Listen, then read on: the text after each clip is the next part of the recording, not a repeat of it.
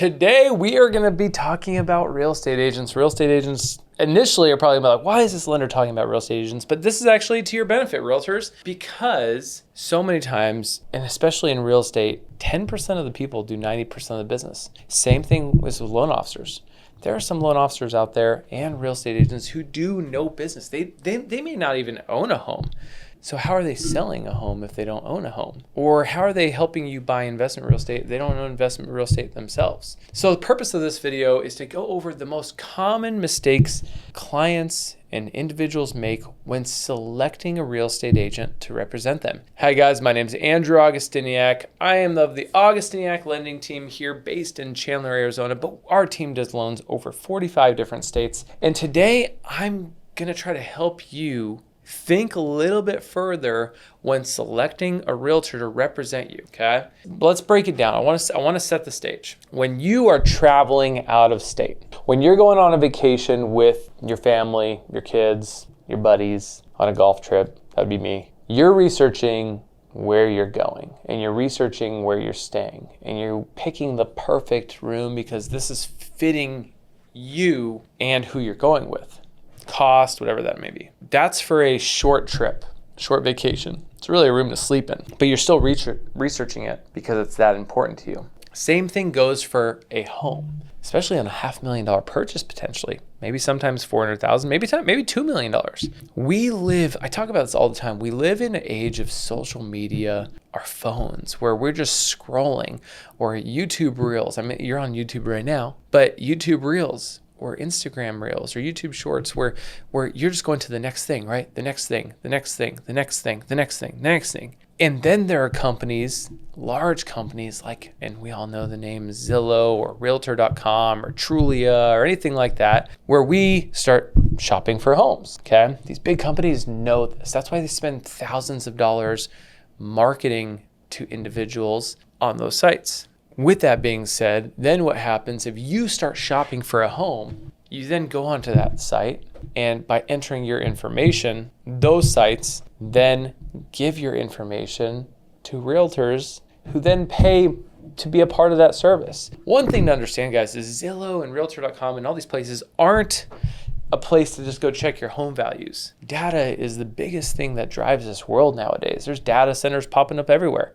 Data is worth more money than ever. That's why Zillow is one of the biggest companies in the world. I think it's the biggest real estate company in the world because they have made a brand where people want to go check their home value. They just go on and see what the algorithm says. But what's most important to Zillow, guys, if you didn't know this, Zillow is the biggest marketing company for realtors in the nation. Realtors pay money to be a part of Zillow. As long as I've been in the industry, they've changed their business model a little bit. It used to be back in the day, they would have 3 agents pay to be the agents for that zip code on Zillow. So if people came into Zillow and said, hey, requesting more information about my home value, Zillow then sells that information to the agents paying to be a part in that zip code. I don't think they do that anymore, but Zillow has realized that they can capture all of your data when you go onto the website and then sell that to the agents who then are looking for leads. Zillow is the biggest lead capture system there is. And so what's important to understand here is that when it comes to a real estate agent, I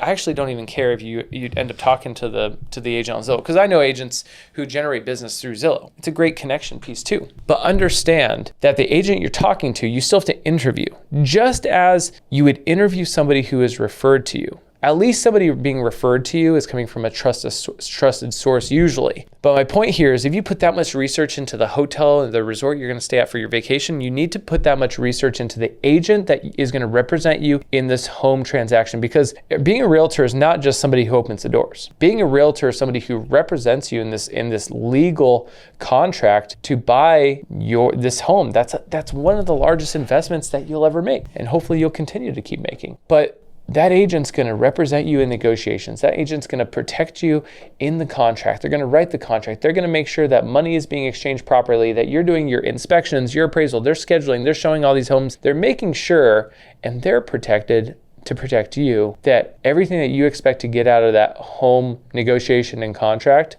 happens, okay? Because people who try to do it themselves often may miss something that does not protect them if something goes wrong. So number one, you got to make sure to research and interview who you're using. Ask them all the questions. Ask them, how much business do you do? Can you show me the transactions that you've closed? Do you own your own real estate? Do you own your home? Do you invest? Have you ever done anything else real estate related? When did you get in the business? Actually, I don't judge people how long they've been in the business, because some of the best agents have been in the business for less than a year and a half, because you don't know what they have done in their past, and you don't know their work ethic.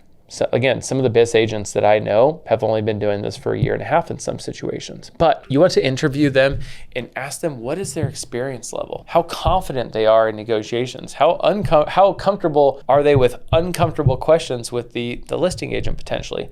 Are they willing to go be aggressive for you? Are they willing to be honest with you and give you the advice that you want, especially because you want honest advice in this home buying transaction? So you want to do an interview and you want to research who is representing you. For example, if you're buying an investment property, I would hope the agent that you hire has experience with investment property, maybe owning their own, maybe flipping homes, whatever that may be, some type of experience that says, hey, they understand because this market's good. This market is a good investment because it's going to create cash flow, or there's a lot of potential value there. Experience matters, but also just a fit matters. So interview your agent, research them, see what their reviews are. Talk to the people who referred you to them. Ask them, what did they like about this agent? But also when you sit down and research them and talk with them and interview them, look them up on social media. See if they post content. See how knowledgeable they are. Do they care about their business? Do they treat it like a business? Not to say that some agents don't post on social media because of uncomfortable feelings that they may have, which doesn't mean that they're a bad agent. Some of the best agents don't post on social media, but it gives you a good idea for the ones who do. It'll give you a good feeling of who they are and how outgoing they are, or how much they care about acknowledging their clients or demographic on social media. Go check out their reviews, interview them, look at their social media.